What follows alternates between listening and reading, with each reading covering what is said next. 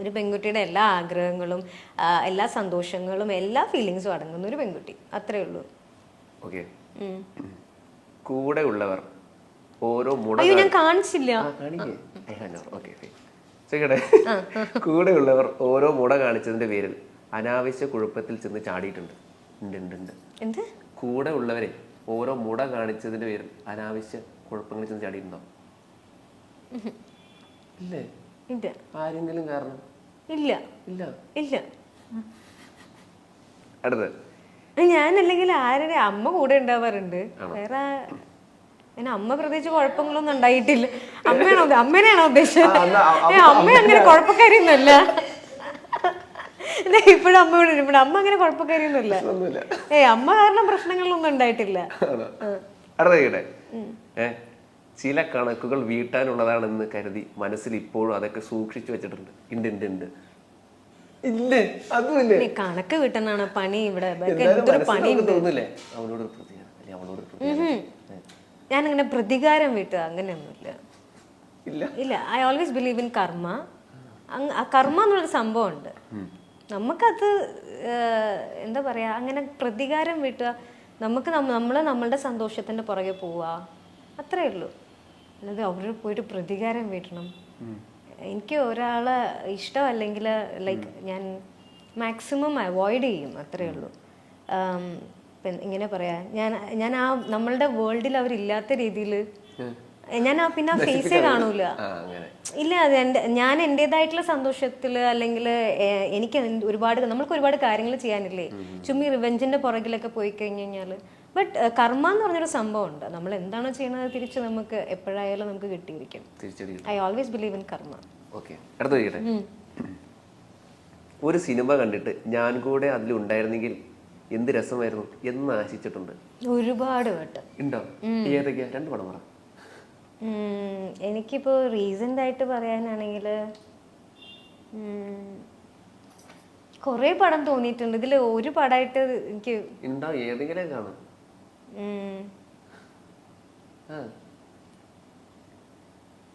ഇപ്പൊ റീസെന്റ് ആയിട്ട് കണ്ടത് ഏതാ? പാച്ചു ഉണ്ടായിരുന്നു, പാച്ചു അത്ഭുത വിളക്കും. അത് കണ്ടപ്പോ എനിക്ക് തോന്നി അതിലൊക്കെ ഒരുപാട് ക്യാരക്ടേഴ്സ് ഉണ്ടല്ലോ. സിനിമയുടെ ഭാഗമാവണോന്നാണോ തോന്നിയത് അതിലെ, അതോ നായിക ചെയ്ത ക്യാരക്ടർ? അങ്ങനെയല്ല. ഇപ്പൊ ഏതെങ്കിലും ഒരു നല്ല സിനിമ കാണുമ്പോഴത്തേനും എനിക്ക് കൂടുതലും പഴയ പടങ്ങൾ കാണുമ്പോൾ എനിക്ക് ഫീൽ കിലുക്കം തോന്നിയിട്ടുണ്ട്. അതില് രേവതി മാം ചെയ്ത ക്യാരക്ടറില്ലേ, അടിപൊളിയല്ലേ. പിന്നെ മറ്റേ മിന്നൽ മുരളിയിലെ ഷെല്ലി ചേച്ചി ചെയ്ത ക്യാരക്ടറില്ലേ, അങ്ങനെയൊക്കെ കാണുമ്പോ എനിക്ക് എപ്പോഴും തോന്നാറുണ്ട്. അത് സിനിമ കാണുമ്പോന്ന് മാത്രല്ല, ഇപ്പൊ നമ്മള് റിയൽ ലൈഫിൽ ഏതെങ്കിലും ഒരു ഡിഫറെന്റ് ആയിട്ടുള്ള ഒരു ക്യാരക്ടർ ഞാൻ മീറ്റ് ചെയ്യുമ്പോൾ എനിക്ക് തോന്നും, എനിക്ക് ഈ ഒരു ക്യാരക്ടർ നമ്മൾ പ്ലേ ചെയ്താൽ എങ്ങനെ ഉണ്ടാവും എന്നൊക്കെ എനിക്ക് തോന്നും. മനസ്സിനെ വിഷമിപ്പിക്കുന്ന ഓരോ കാര്യങ്ങൾ ചെയ്തു കൂട്ടിയ മനുഷ്യരോട് നിരുപാധികം ക്ഷമിക്കാനുള്ള മാനസിക ശക്തി സ്വയം ഞാൻ ആർജിച്ചിട്ടുണ്ട്. ക്ഷമിക്കാനുള്ള ശക്തിയോ? ക്ഷമിക്കാണ്ട് നമുക്ക് ജീവിക്കാൻ പറ്റില്ല. നമ്മളോട് തെറ്റ് ചെയ്തവരുടെ ഒക്കെ നമ്മൾ ഇങ്ങനെ വെച്ചോണ്ടിരുന്ന നമ്മൾക്ക് തന്നെയാ ബുദ്ധിമുട്ട്.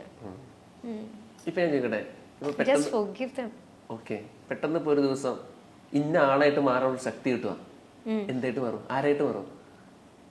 ഇന്ന ആളായിട്ട് മാറാനോ? എനിക്ക് ആളായിട്ട് മാറണ്ട. ഞാൻ മേഘനായിട്ട് തന്നെ ജീവിച്ചത് എനിക്ക് തീർന്നിട്ടില്ല, സന്തോഷം തീർന്നിട്ടില്ല. എന്തോരം കാര്യങ്ങൾ ചെയ്യാനുണ്ട്, അപ്പോഴെനി വേറെ ആളായിട്ട് മാറാൻ പോണ ഞാൻ.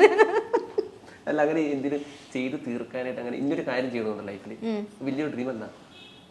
വലിയ ഡ്രീമോ?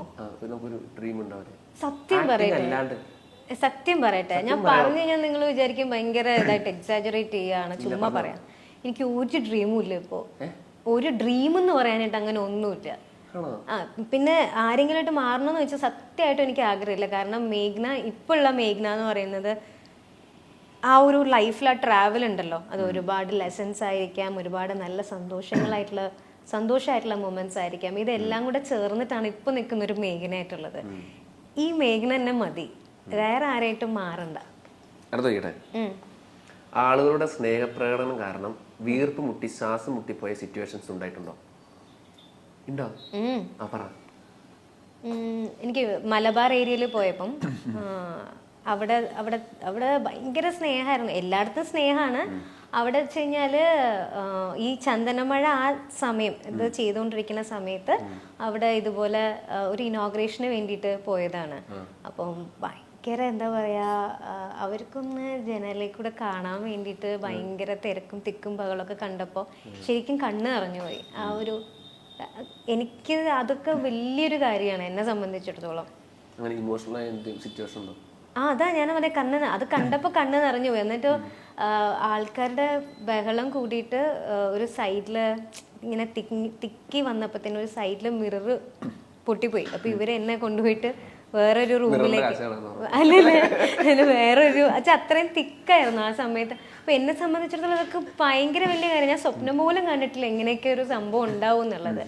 അങ്ങനെ ഒരു റൂമിൽ നമ്മൾ ഇരുന്നപ്പോഴത്തേനും ആ ജനലൊന്ന് തുറന്നാൽ മതി കാണാനാന്ന് പറഞ്ഞപ്പോഴത്തേനും അത്രയും ഇഷ്ടമാണോ എന്നെ. അവരൊരു, ഞാൻ പറഞ്ഞില്ലേ, ഒരു ആർട്ടിസ്റ്റ് എന്നുള്ള ലെവലിലല്ല കാണുന്നേ. അവരുടെ വീട്ടിലൊരു കുട്ടി ഒരുപാട് നാൾ കഴിഞ്ഞ് വരുമ്പോഴത്തേനും അവർക്കൊരു എക്സൈറ്റ്മെന്റ്, ആ ഒരു സ്നേഹം ഉണ്ടല്ലോ, അത് കണ്ടപ്പോൾ ശരിക്കും കണ്ണറിഞ്ഞു പോയിട്ടുണ്ട്. അങ്ങനെയാണ് കാര്യങ്ങൾ. ക്വസ്റ്റ്യൻസ് ഒക്കെ തീർന്നോ? ട്രോളാനുള്ളതൊക്കെ കിട്ടിയിട്ടില്ലേ? അടുത്തതായി ഒരു പ്രാങ്ക് കോളാണ്. മേഘന ചേച്ചിയുടെ ഫ്രണ്ടായ ആലീസ് ക്രിസ്റ്റീനാണ് പ്രാങ്ക് ചെയ്യുന്നത്. ചേച്ചി വിളിക്കല്ലേ? ഹലോ ചേച്ചി. എന്താടി വയ്യേ? ഇല്ല ചേച്ചി, ഉറക്കമായിരുന്നു, പറഞ്ഞോ. ആ ഓക്കെ ഓക്കെ ഓക്കെ. ഇപ്പൊ ഫ്രീ ആണോ സംസാരിക്കാനേ? ആ ഫ്രീയാ. ആ ആ ആ ശരി. ഷൂട്ടിലാണോ? അല്ല ചേച്ചി, വീട്ടിലുണ്ട്. വീട്ടിലുണ്ടോ? നീ റീസെന്റ് ആയിട്ട് എവിടെയെങ്കിലും ഇന്റർവ്യൂ കൊടുത്തിട്ടുണ്ടായിരുന്നോ? എന്റെ സിംഗിൾ ഇന്റർവ്യൂയോ? ഏത് ഇന്റർവ്യൂ? എനിക്ക് ഇങ്ങനെ ഭയങ്കര കോൾസ് വന്നോണ്ടിരിക്കുക, അതാ ചോദിക്കുന്നത്. ഏതെങ്കിലും ഇന്റർവ്യൂ കൊടുത്തിട്ടുണ്ടായിരുന്നോ? ഇല്ല, ഒന്നും കൊടുത്തില്ലെന്ന് തോന്നുന്നു. എന്താ പറ്റി? ഏതോ ഒരു ഇന്റർവ്യൂല് എന്തോ എന്നെ പറ്റി എന്തോ സംസാരിച്ചിട്ടുണ്ട്, ഭയങ്കര മോശമായിട്ടാ സംസാരിച്ചേക്കണെന്നൊക്കെ പറയുന്നു. ഇല്ല, ഞാൻ ഇടയ്ക്ക് ഇന്റർവ്യൂ ഒന്നും കൊടുത്തില്ല. എനിക്ക് ഇങ്ങനെ കോൾസ് വന്നോണ്ടിരിക്കുക, ആലീസ് എന്താ ഇങ്ങനെ പറഞ്ഞേന്ന് ചോദിച്ചു. ഇന്റർവ്യൂ അയച്ചു തരാൻ പറ ചേച്ചി. ആണോ? നീ കൊടുത്തിട്ടില്ലെന്ന് ഉറപ്പാണോ? ആ, എന്റെ ഓർമ്മയില് ഞാൻ ലാസ്റ്റ് ഇന്റർവ്യൂ കൊടുത്തത് ഒരു 3-4 മാസത്തിലേക്ക് മുമ്പായിരിക്കും, എനിക്ക് ഓർമ്മയേ ഇല്ല. എന്തോ ചേച്ചി ഭയങ്കര ജാടയാണ്, ആ രീതിയിലൊക്കെ സംസാരിച്ചു. ഭയങ്കര ഭയങ്കര അഹങ്കാരം. ഇന്റർവ്യൂ അയക്കാൻ പറ അവരടുത്ത്. ആണോ? ആ ചേച്ചി പറ, ഞാൻ ഇന്റർവ്യൂ അയക്കാൻ കണ്ടു കഴിഞ്ഞിട്ട് അവളെ വിളിക്കാം. ഞാനും വിചാരിച്ചു നീ എന്നെ പറ്റി അങ്ങനെയൊക്കെ പറയോ, നമ്മൾ അത്ര ഇതായിട്ട് എപ്പോ തൊട്ടുള്ള ബന്ധം. ഇല്ല, ഇന്റർവ്യൂ ഞാൻ കൊടുത്തിട്ട് തന്നെ കൊറേ കാലമായി. ലാസ്റ്റ് ഞാൻ കൊടുത്ത ഇന്റർവ്യൂ വായിച്ചു ഇവർക്ക് ആർക്കാ, മൈൽ സ്റ്റോണിനായിരുന്നു. ആണോ? എന്നെ പറ്റിയും ചോദിച്ചില്ല അവര്? ഇല്ല, അവരൊന്നും ചോദിച്ചില്ല. അവർ ചോദിച്ച മുഴുവൻ സജിനെ പറ്റിയായിരുന്നു, എന്നെ പറ്റി പോലും അവരൊന്നും ചോദിച്ചില്ല. ആണോ? എനിക്ക് ആകെപ്പാടെ ഭയങ്കര വിഷമായി പോയടാ, അതാ ഞാൻ വിളിച്ചത്. എനിക്ക് കാരണം ഇത്ര ഇതായിട്ടേ നീ അങ്ങനെ പറയോ എന്നെ പറ്റി എന്നൊക്കെ ആയിപ്പോയി എനിക്ക്. ആ ഇല്ല അല്ലേ? ആ ഞാൻ ചോദിച്ചു അവരടുത്ത് അയച്ചു തരാണ്ട്, പക്ഷെ കണ്ടവർ രണ്ടര വിളിച്ചിട്ട് അയ്യോ ഞാൻ ഫസ്റ്റ് കണ്ടതാണ്, ഇപ്പൊ എവിടെന്ന് അറിയത്തില്ല. ഞാൻ ലിങ്ക് ചോദിച്ചു അവരടുത്ത്, ഒന്ന് അയച്ചു തരാൻ പറഞ്ഞു. ഇല്ല അല്ലേ? Okay okay. അതെ, ഞാനിവിടെ മൈൽ സ്റ്റോണിൽ ഇരിക്കുവാ, പ്രാങ്കാ.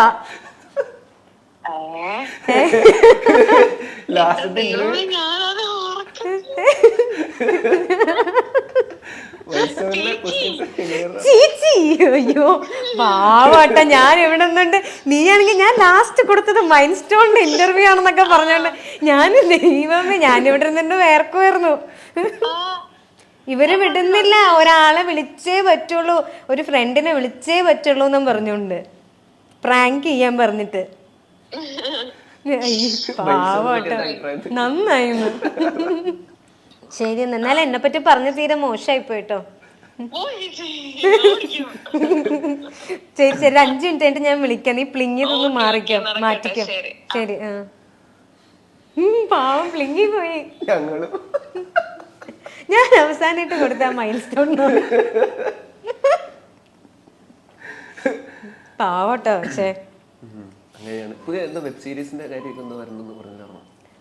ആ ഒരു ചെറിയ രീതിയിൽ ചെയ്യുന്നുണ്ട്. അങ്ങനെ വെബ് സീരീസ് ഭയങ്കര സംഭവമായിട്ടല്ല, ചെറിയൊരു രീതിയിൽ എന്തെങ്കിലും ചെയ്യണമെന്ന് തോന്നിയപ്പോൾ ചെയ്തൊരു സംഭവം. സ്വന്തം ചാനൽ തന്നെയാണോ? ആ അതെ, മേഘ്ന സ്റ്റുഡിയോ ബോക്സിൽ തന്നെയാണ് വരുന്നത്. അതിന്റെ ട്രെയിലർ ഇറങ്ങിയായിരുന്നു, കണ്ടായിരുന്നു? ഇന്നലെ കണ്ടായിരുന്നു രാത്രി.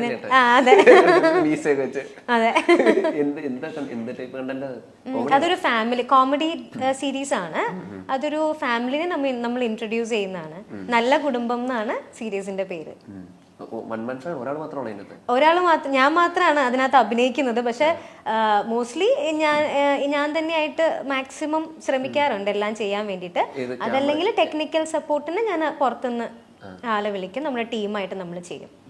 ടീമായിട്ട് തന്നെയാണ് ചെയ്യുന്നത്. അതെ.